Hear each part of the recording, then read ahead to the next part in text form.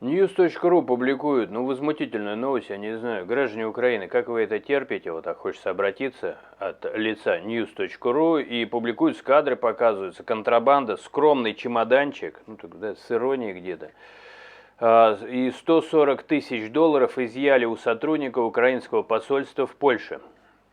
Мужчину задержали на границе при попытке провести контрабанду на территорию Украины.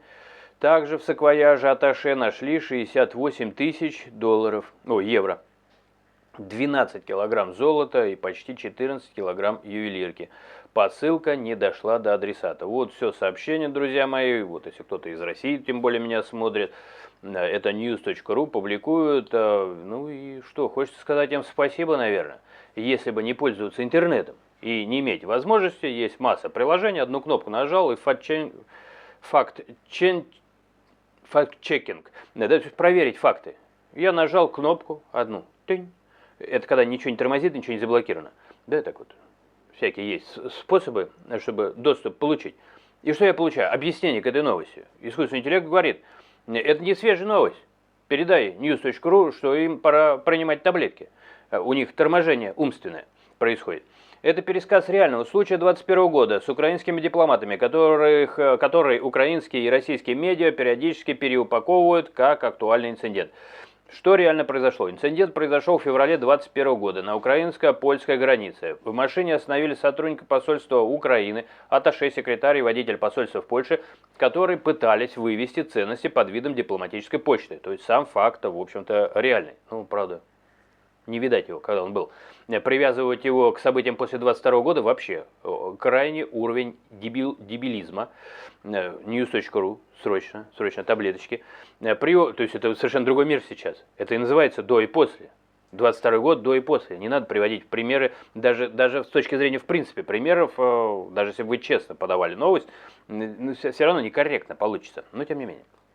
При обыске нашли свыше 140 тысяч долларов, это вот факт, публиковался, это подтвержденный факт, и около 68 тысяч евро, наличные в польских злотах порядка 11-12 тысяч, более 12-16 килограмм золота, в различных источниках фигурирует 12-16 килограмм, суд в итоге оперировал цифрой около 14 килограмм.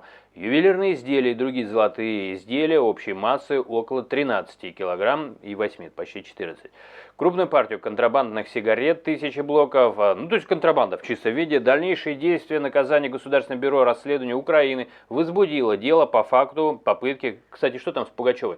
Возбудили дело по факту попытки провоза 2 фуры музейных ценностей. Я просто news.ru. Вы куда-то не туда смотрите. То, куда вы смотрите, вам зрения не хватает, видать. Плохо видно и хреново слышно. До вас доходят новости, которым почти 10 лет. Вы вообще куку, что ли? Еще раз, я просто... может, искусственный интеллект меня обманул. Может, это новое с теми же цифрами? Всяко может быть. Дальнейшие действия, причем там еще раз, там наказание, там дело завели.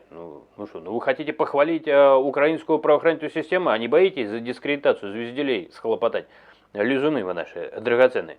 Государственное бюро расследования Украины возбудило дело по факту попытки контрабанды и назвали вещи своими именами. Нарушение таможенных правил, таможенного кодекса, часть 1, статья 483.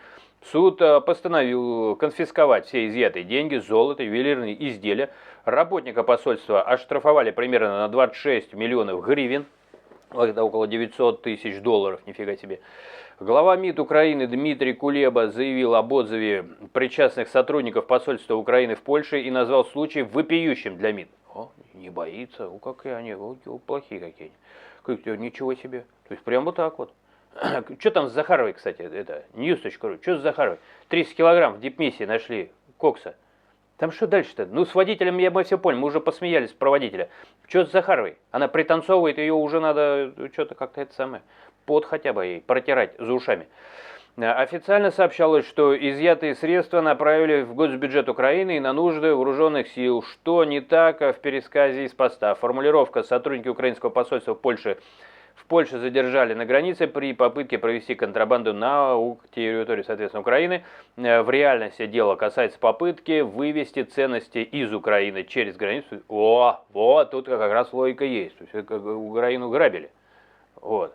как бы немножко повернули. Да, это вообще. А мне, кстати, первое, что ударило в глаза, даже если бы это сейчас произошло, то ну, первая мысль, что ну, там многие собирают деньги на вооруженные силы. То есть этому уже уделялось внимание. То есть не привяжешься. Вот если в обратную сторону, вот это коррупция. То есть там переводят поддержку деньги, а кто-то вывозит. Вот это, по крайней мере, повод задуматься был бы.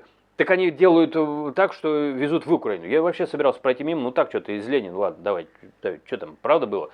Просто искусственный интеллект. Ну, это сборник новостей, там разные есть приложения. И, так там и ехало все в другую сторону, и вообще в другом году. И там уже все понесли ответственность.